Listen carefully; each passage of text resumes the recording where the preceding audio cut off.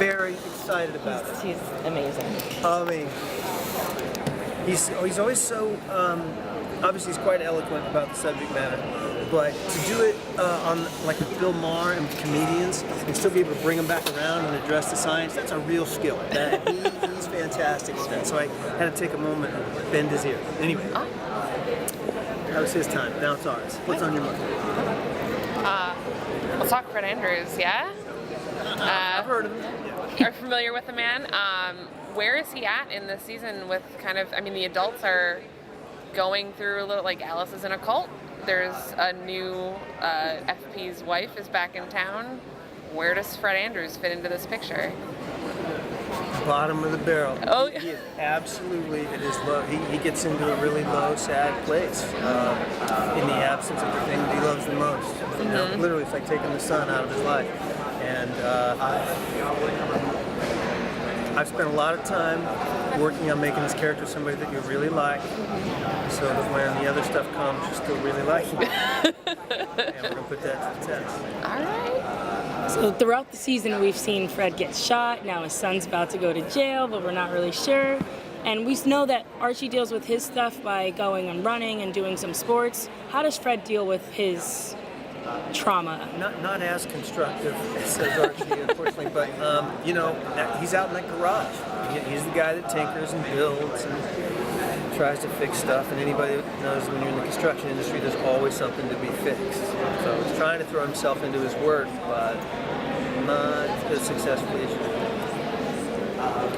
How is going to be his relationship with Archie for this season?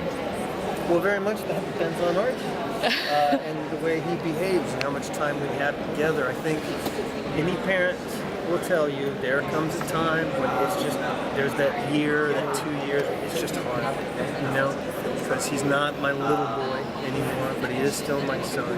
He's turning into this man, and I'm not crazy about all the choices he's making. It's a real hard time for these guys right now. What kind of advice, parenting advice, would you like to give to your character? That I would give to my character? Yeah. I would tell him to stay the course, because like I said, I like his style, I like what he's about, I like where he's coming from with doing it. Archie's definitely putting him through some paces he didn't think he would see, but stick with it. You know, your kids are worth it. There's nothing in your life that you'll ever do that's more important, so stick to it. As a star of a very famous teen show. Wait, what show were you on? Huh? What show were you on? Riverdale. Oh, okay. As a star of former TV shows at Beverly Hills 90210 and now Riverdale, what do you see as the main difference between a TV show that time to a TV show now? I'll show you the difference. This monster right here is the difference. We didn't have them. They just first started to come out toward the end of 90210. Yeah. And not just this in terms of the phone calls you can make on things, but the whole aspect of social media and the impact that it has on not just the characters, but the actors on the show. I've never seen anything like it. It all happened so fast, how big it got, you know, and it dictates a great deal of what goes on.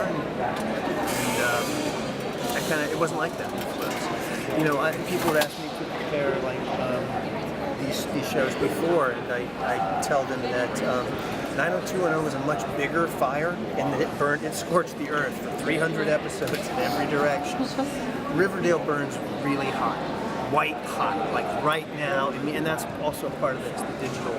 Someone was asking me the other day about if I thought that this was the golden age of television, because they're making so much television. I said, no, the golden age of television was actually the late 50s to the early 80s. And this is the lithium-ion age of television. That's where we are now. We're in the lithium age.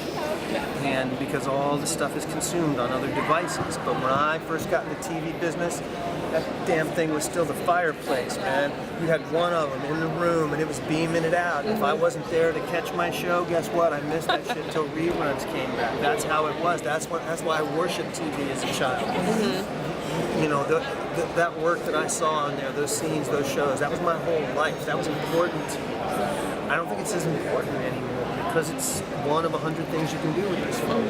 But that's the time I came from in television. I think that was the golden age, and that's how I think it's a little different. Thank you. Great answer. As a long one. It was great. You get to see KJ being you this season, and I mean, we know that KJ's a funny guy, and that we heard at this convention that he's very good at impressions. How do you rate KJ's Luke? It is the best one I've seen. I've seen a few. I was going to say. This is better than Ben Stiller's. Okay. Yeah, it's better than Dana Carvey. Okay. I'm trying to think of the other people I've seen do. Yeah, those are the only two that come to mind. But KJ's, so far, he's the top of the heap. Awesome. Yeah. And given enough time, he can do you. Oh yeah? You. And he's good at it. It's just what, yeah, he's got a freaky little gift for that. So he's a great imitator.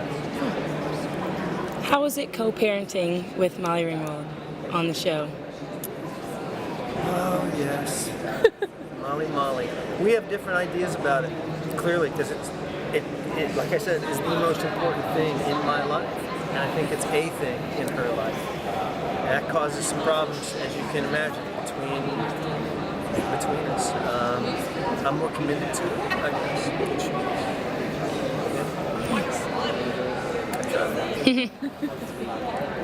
Young man, do you have anything? Oh, I'm gonna ask you, what is the best thing that you play, Fred? Like, what is the funniest thing? Oh, for me, the best thing is the pickup truck. I'm always having to drive like sports cars and stuff like that and other shows. In real life, right? Yeah, but in real life, I'm a pickup truck guy. So it's great to go to work and actually get to drive a pickup truck. And I can do all this stuff with that pickup truck. The crew's very impressed with the driving skill.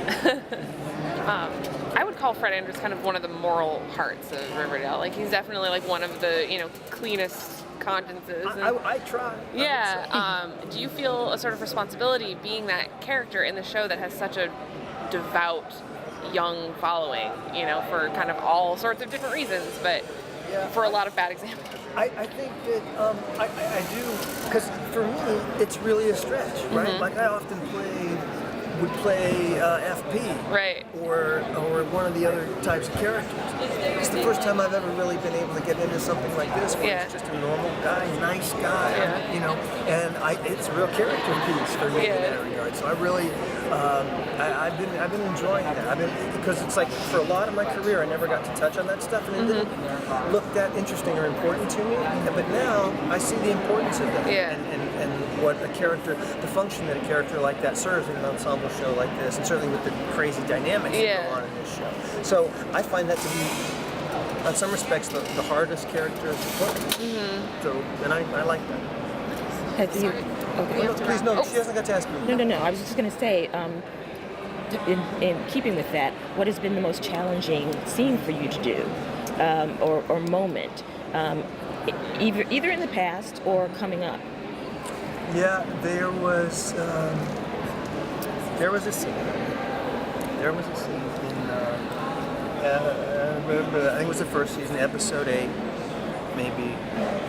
I know David Katz. And it's a simple scene where I'm just sitting at the table and I'm saying to Archie, I don't really do anything other than this. I'm a builder. This is all I've ever done my whole life. And that came real close to me, because that's like my stepdad, who was my hero in my life. That's his story. And when you're telling a story and it starts to touch on what your real story is, that's real tricky, and that's a real dangerous place to go as an actor. And it either works out real good or real bad. And we got lucky and it worked out real good.